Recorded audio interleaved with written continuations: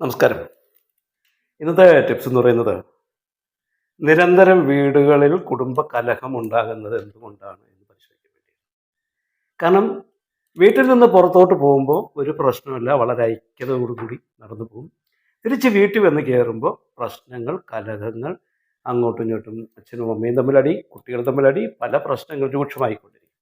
ഇതെന്താണ് കാരണം എന്നതിനെ കുറിച്ചാണ് നമ്മളൊന്ന് പരിശോധിക്കാൻ പോകുന്നത്. ഞാൻ ഡോക്ടർ ഷാജി കെ നായർ, സൂര്യദേവ മഠ കുബേരാശ്രമ മഠാധിപതിയും തേജസ് ഫെക്ഷി ഡയറക്ടറുമാണ്. വാസ്തു സംബന്ധമായിട്ട് നിങ്ങൾക്ക് എന്തെങ്കിലും അറിയണമെന്നുണ്ടെങ്കിൽ നിങ്ങളുടെ വീട്ടിൽ താമസിക്കുന്ന എല്ലാവരുടെ പേര്, ഡേറ്റ് ഓഫ് ബർത്ത്, വീടിൻ്റെ ഡയറക്ഷൻ, അഡ്രസ്സൊക്കെ എനിക്ക് വാട്സാപ്പ് ചെയ്യും. കേരളത്തിനകത്തും പുറത്തും വിദേശ രാജ്യങ്ങളിലൊക്കെ സഞ്ചരിക്കുന്ന ഒരു വ്യക്തിയാണ് ഞാൻ. നിങ്ങളുടെ വീട് വന്ന് നോക്കി പ്രശ്നപരിഹാരം ചെയ്തു തരാം. ഇതിൽ വീടിന് ഇടിച്ചു നിരത്തോ കേടുപാടുകളോ വരുത്താതെയാണ് ഫെങ്ഷുയുടെ ടൂളുകൾ അപ്ലൈ ചെയ്തുകൊണ്ടാണ് എനർജി ലെവൽ കറക്റ്റ് ചെയ്യുന്നത്.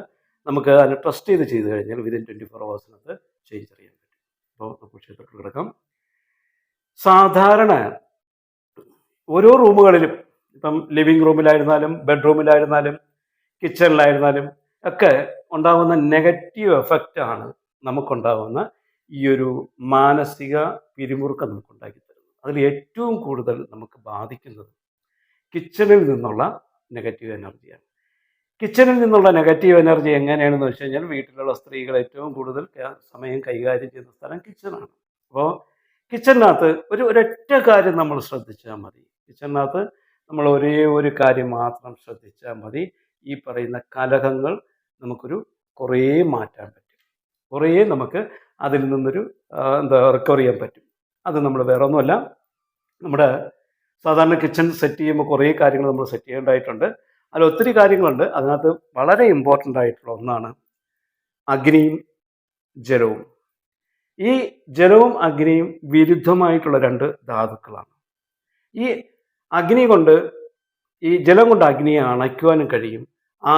അതുകൊണ്ട് നെഗറ്റീവ് എഫക്റ്റ് അവിടെ സ്പ്രെഡ് ചെയ്തുകൊണ്ടേയിരിക്കും. അതായത് ഒരു ലെവലിൽ, ഒരേ വരയിൽ, മീൻസ് നമ്മുടെ ഒരു സാധാരണ സ്റ്റൗ ഒക്കെ വെച്ചിരിക്കുന്ന സ്പേസ് ഉണ്ടാവുമല്ലോ, അവിടെ ഒരു സൈഡ് സിങ്കും അടുത്തത് സ്റ്റൗവും ആണെങ്കിൽ ഈ പറയുന്ന കുടുംബ കലഹം വീട്ടിൽ ഉറപ്പായിട്ടുണ്ടാവും.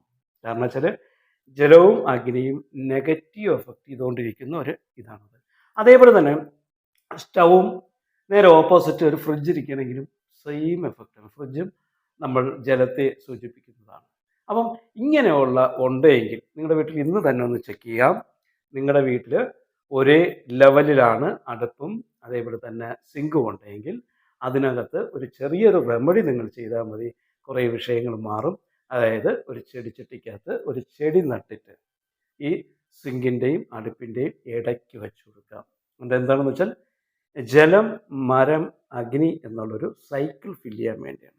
കാരണം മരത്തിന് ജലം ആവശ്യമാണ്, അഗ്നിക്ക് മരവും ആവശ്യമാണ്. കാരണം അഗ്നി കത്തണമെങ്കിൽ മരം ആവശ്യമാണ്. അപ്പം ഈ ജലം, മരം, അഗ്നി എന്നുള്ള ഒരു സൈക്കിൾ അവിടെ ഫില്ല് ചെയ്യുമ്പോൾ നമ്മൾ അവിടെ നിന്ന് പാചകം ചെയ്യുന്ന ആളുടെ മൈൻഡിനെ കൺട്രോൾ ചെയ്യാനുള്ള കഴിവുണ്ട്.